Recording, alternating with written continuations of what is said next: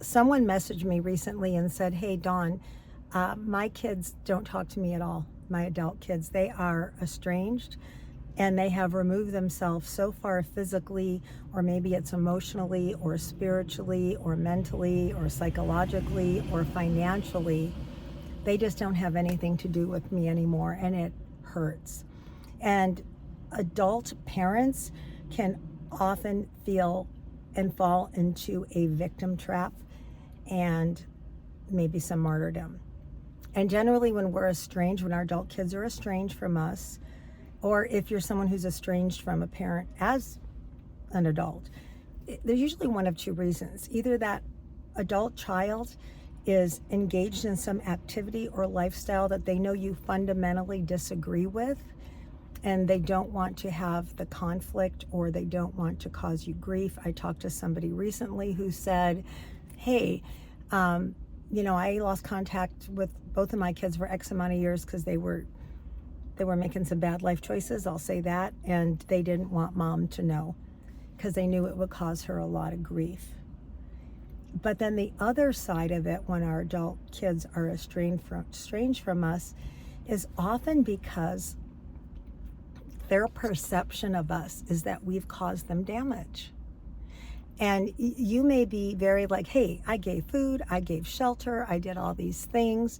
And you have to be careful, because you don't want to, what happens if your kids aren't living some lifestyle you don't agree with, on drugs, whatever, and they just are saying, and they just can't stand to be around you for whatever reason, I always have to pose this question is, have you listened to your adult child?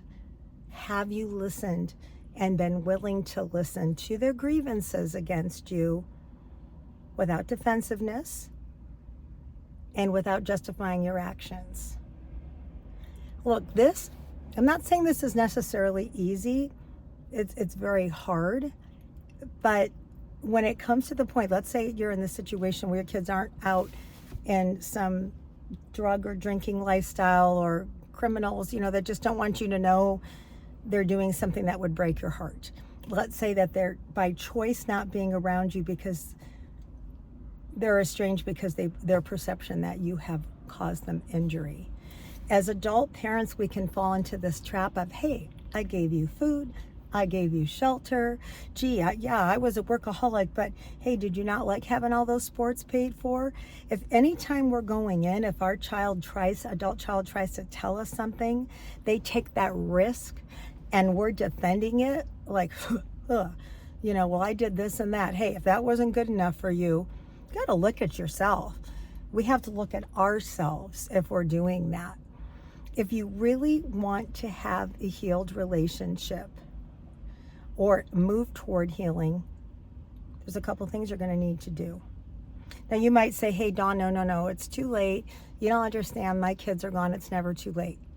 When I worked in mental health for a long time, and in recovery and all the different systems, and it's never too late. As long as your adult child's still breathing and you're still breathing, there is hope. Even if that's by you writing letters and they don't answer. There is always hope. And it starts with active listening on your part as the parent. And you may feel like, hey, my kid has hurt me. And you know what? They probably have.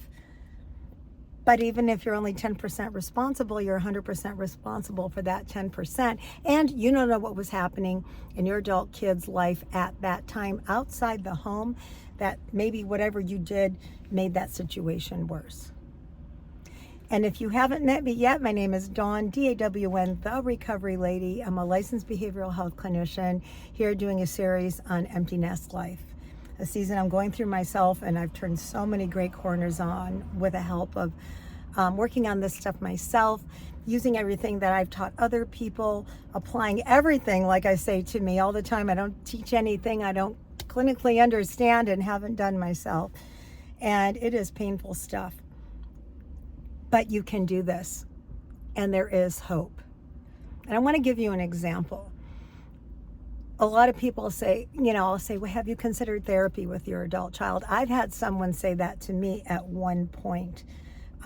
with with both of my kids in different points. At one point, I went when one was in high school with them to a therapy session or two, and it was something like doing chores at the house and not agreeing on it. And it was interesting. It wasn't like that child who wasn't a legal adult at the time was actually saying, "Oh my gosh, Mom, I see your point." If anything, I was quiet and listened to their perspective, because just listening in those sessions to how that I think that child was in high school, saw things, really helped me understand their overall picture of life, what had affected them, what didn't affect them. And I learned. And the first part is, what can I do to support my child in this phase? It wasn't about who was right or who was wrong, or, you need to respect me in that moment. It was about me understanding where they're from, especially with the underdeveloped brain. They weren't a legal adult.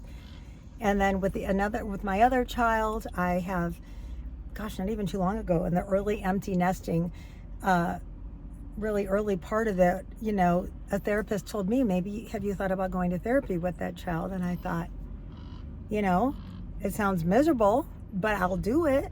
And it didn't happen. I'm always open, because my adult child and I had some very hard come to Jesus moments together. And I had to sit and listen to that child's perceptions, whether I agreed with them or not. And the critical part that made the difference, and I mean that made the difference in healing that relationship, not that it was a broken relationship, but I was feeling the tension in the relationship, was listening to it, going home, thinking on it, praying on it, talking to a therapist about it to try to fully understand. And luckily I got a younger therapist, probably not too far from the age of my adult child, so I could understand generationally what's happening and what things mean. And boy, I don't even know what generation I am with all the letters and numbers and all that stuff, but my thinking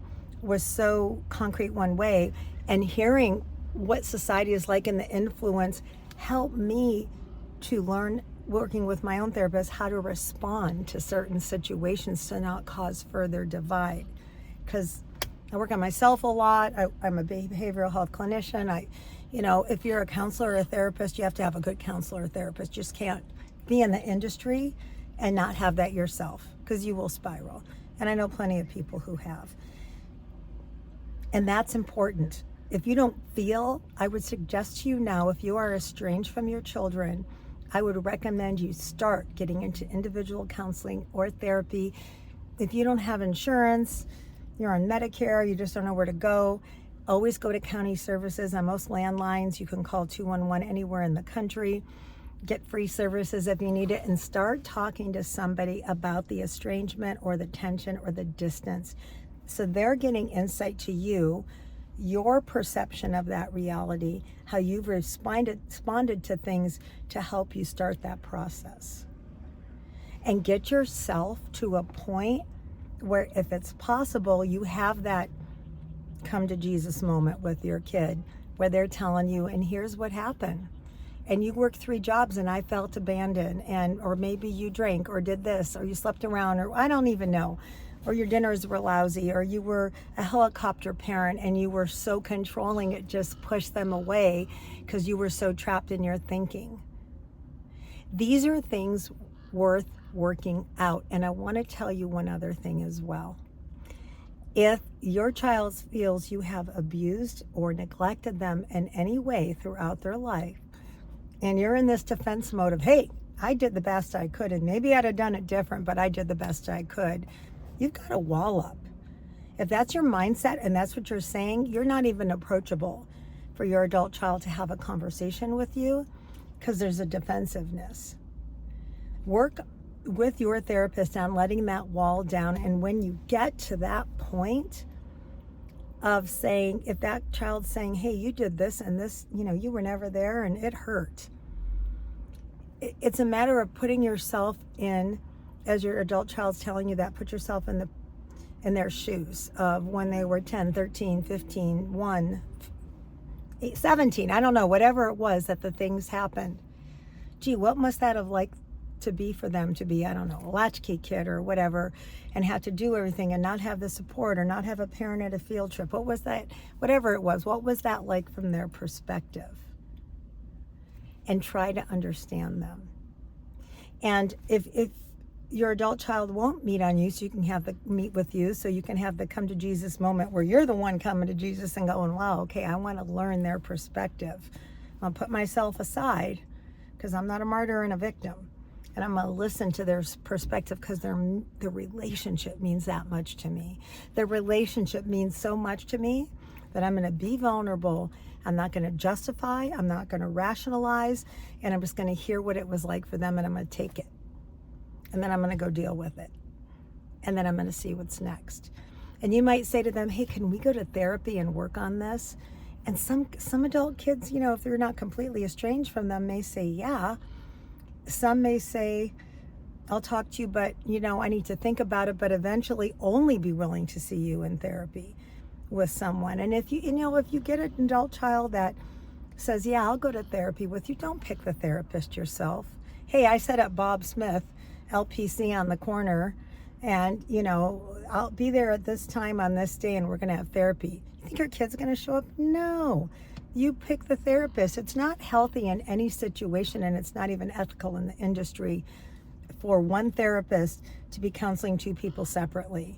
You should have your therapist, they have their therapist, and then you have a therapist together that works on the relationship. It keeps everything safe and neutral. So the title of the video this week, do I need therapy with my adult kids? Maybe. But maybe you need it for yourself first. And I want to encourage you to get out of the victim mentality of I'm abandoned, I'm estranged, and the pity. I'm not saying you don't have justification in some areas, but unless you're willing to hear their perspective and work through yourself what that looked like for them, you're not going to hear them. You'll never get to own the part that you need to own. So I hope that was helpful to you today. This is all about recovery and healing relationships and reuniting with people when both parties are willing, and when we as adult parents are willing to take responsibility. And most importantly, if your adult kids are telling you, you did this my whole life and you're still doing it, you're still verbally abusing me or verbally putting me down or criticizing my life, guess what? If you're doing that in any capacity and you're doing anything but active listening and building up your adult child, you're not a safe person. And you're not a safe adult parent for your adult child to approach. So that's something to look at for yourself too. Otherwise, there's not a chance they're going to come back. Anyway, I hope that was helpful. I appreciate you guys so much. Please like, share, and subscribe. Trying so hard to get up to 200 subscribers. If this is useful to you, if you know somebody in empty nest life and any of these videos have been helpful, please share it. I appreciate you guys so much. God bless you. You've got this. As long as everybody's still on the face of this earth, there's hope. Never give up hope. Bye.